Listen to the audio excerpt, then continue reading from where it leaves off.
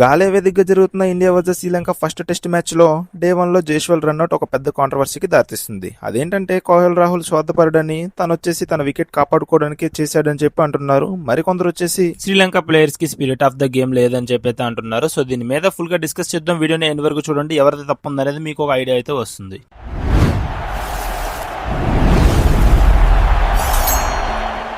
ముందుగా మ్యాచ్ విషయానికి వచ్చేస్తే మన ఇండియా అయితే టాస్ గెలిచి బ్యాటింగ్ అయితే తీసుకుంది. సో ఫస్ట్ సెషన్ లో అయితే మన వాళ్ళు మంచిగా అయితే స్టార్ట్ చేశారనమాట. కేఎల్ రాహుల్ అండ్ జైస్వాల్ ఇద్దరు ఓపెనర్లు కూడా. అయితే జైస్వాల్ కూడా 37 బాల్కు 32 పరుగులు అయితే చేశాడు. మనోడైతే మంచి ఫ్లాలెస్ బ్యాటింగ్ అయితే చేస్తున్నాడు.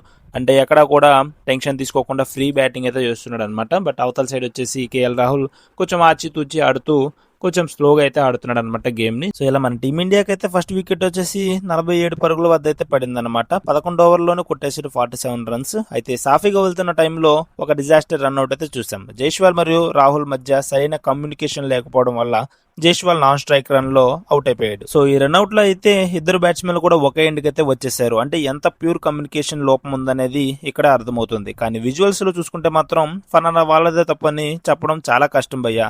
ఎందుకంటే రన్అట్ విషయంలో ఎవరి పాయింట్ ఆఫ్ వ్యూ లో చూసుకుంటే వాళ్ళది కరెక్ట్ గానే అనిపిస్తుంది. ఫర్ ఎగ్జాంపుల్ ఇప్పుడు మనం కేఎల్ రాహుల్ వైపు నుంచి చూసుకుంటే తన మిస్టేక్ ఏమీ పెద్దగా లేదు.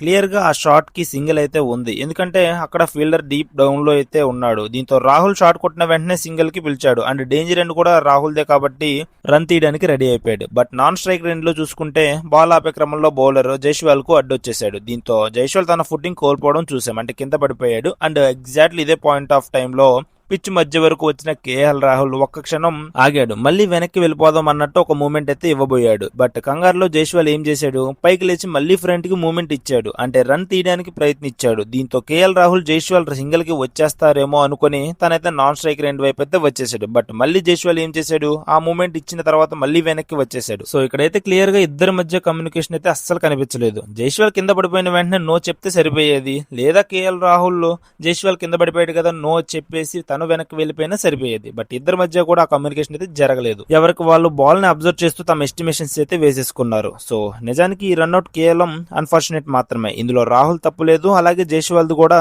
తప్పైతే లేదు. ఎందుకంటే తను కింద పడిపోయిన తర్వాత కంప్లీట్లీ కన్ఫ్యూజ్ అయితే అయిపోయాడు. ఏం చేయాలో తనకి అర్థం కాలేదు. వేరేజ్ రాహుల్ చూసుకుంటేనేమో తన జైస్వాల్ పడి లేచిన తర్వాత మూమెంట్ ఇచ్చాడు కదా అని చెప్పి తనైతే కంటిన్యూ అయిపోయాడు. సో దీంతో మనం ఈ రన్అట్ లో అయితే రాహుల్ ని నిందించలేం, అలాగే జైస్వాల్ ని కూడా నిందించలేం. ఈవెన్ ఇక్కడ శ్రీలంక టీం ని కూడా పెద్దగా నిందించలేం భయ్య. అంటే వాళ్ళు స్పిరిట్ ఆఫ్ క్రికెట్ ని ఫాలో అవ్వలేదు, జైస్వాల్ ని రన్అట్ చేశారని చెప్పి అనడానికి కూడా లేదు. ఎందుకంటే ఇక్కడ బౌలర్ నాన్ స్ట్రైక్ ఎండ్ లో గ్రీజ్ కి చాలా దగ్గరగా ఉన్నప్పుడు బాల్ ని ఆపడానికి ప్రయత్నించాడు. అండ్ ఆబ్వియస్లీ ప్రతి బౌలర్ కూడా అదే చేస్తాడు. దీంతో మనం అక్కడ బౌలర్ ని జైస్వాల్ కి అడ్డు వచ్చాడని చెప్పడానికి కూడా లేదు. మేబీ పిచ్ మధ్య లాంటిది అయితే మనం అప్పుడు అనుకోవచ్చు అనమాట. అంటే పిచ్ మధ్యలో ఒక అడ్డు వస్తే అప్పుడు మాత్రం అనుకోవచ్చు బౌలర్ది కానీ ఏదైనా ఫెయిలర్ చేస్తే తప్పు చేశారని. అట్ ది సేమ్ టైం ఇద్దరు బ్యాట్స్మెన్లు కూడా చూసుకుంటే మనం ఇక్కడ కాలింగ్ చేసుకోవడానికి టైం కూడా ఉంది. అంటే జైస్వాల్ కు పడిపోయిన తర్వాత కూడా ఇద్దరి మధ్య కమ్యూనికేషన్ ఉంటే, బట్ ఇద్దరు ఎవరు కూడా క్లియర్ గా ఎస్ఆర్ నో చెప్పలేదు. కేవలం ఒకరి మూమెంట్ ని ఒకరు చూసుకుంటూ పరిగెత్తేశారు. సో దీంతో మనమైతే శ్రీలంక టీం ని కూడా స్పిరిట్ ఆఫ్ క్రికెట్ అని చెప్పి బ్లేమ్ చేయలేం. వాళ్ళైతే ఇంటెన్షనల్ గా అయితే ఏం చేయలేదు. ఇన్ఫాక్ట్ ఇంకా వాళ్ళకి వికెట్ కీపర్ డిక్వెల్ బెల్స్ ని పడగొట్టే ముందు తన కెప్టెన్ వైపే చూశాడు. అంటే రన్అట్ చేద్దామా వద్దా అని చెప్పి. బట్ స్లిప్స్ లో ఉన్న తన కెప్టెన్ అయితే ఇందులో తప్పే ముందే మన మిస్టేక్ ఏం లేదు, రన్అట్ అయితే చేయని చెప్పి అన్నాడు. సో ఇంతవరకు అయితే మనం ఈ రన్అట్ విషయంలో ఫలానా వాళ్ళని బ్లేమ్ చేయడం అస్సలు కరెక్ట్ కాదు. చాలా మంది సోషల్ మీడియాలో రాహుల్ ని బ్లేమ్ చేస్తున్నారు. అంటే కేఎల్ రాహుల్ స్వార్థపరుడు, తానే రన్అట్ చేశారని చెప్పి అంటున్నారు. కొంతమంది వచ్చేసి శ్రీలంక టీం ని కూడా బ్లేమ్ చేస్తున్నారు. అండ్ ఆల్సో జైస్వాల్ ని కూడా బ్లేమ్ చేస్తున్నారు. ఇన్ఫాక్ట్ జైస్వాల్ రన్అట్ విషయంలో కొంతవరకు హిస్టరీ అయితే ఉంది. అంటే టెస్ట్ ఫార్మాట్ లో జైస్వాల్ 3వ సారో 4వ సారో ఈ విధంగా రన్అట్ అవ్వటం అనమాట. సో ఇదైతే కేవలం కమ్యూనికేషన్ వల్ల జరిగిన ఒక అన్ఫార్చునేట్ రన్అట్ మాత్రమే. ఇందులో ఎవరిని కూడా పూర్తిగా బ్లేమ్ అయితే చేయలేం. బట్ ఎనీవే జైస్వాల్ అయితే చాలా డిసప్పాయింట్మెంట్ అయితే ఫీల్ అయ్యి ఉంటాడు.